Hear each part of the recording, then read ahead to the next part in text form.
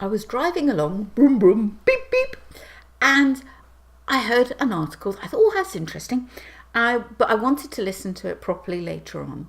So I went onto the BBC and I found Radio 4, and then I tapped in Woman's Hour.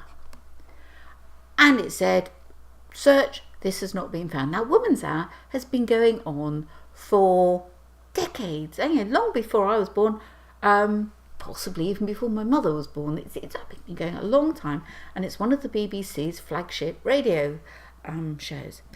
So I thought, well, how dare they? It must be here somewhere. So I then had a look at what I'd written. I thought, okay, Sarah, that's slightly dodgy.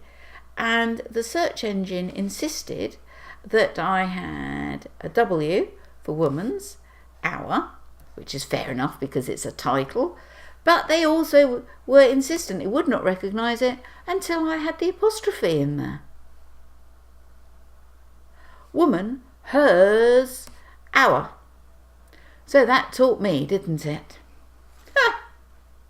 Hope you have a wonderful day. See you soon. Bye.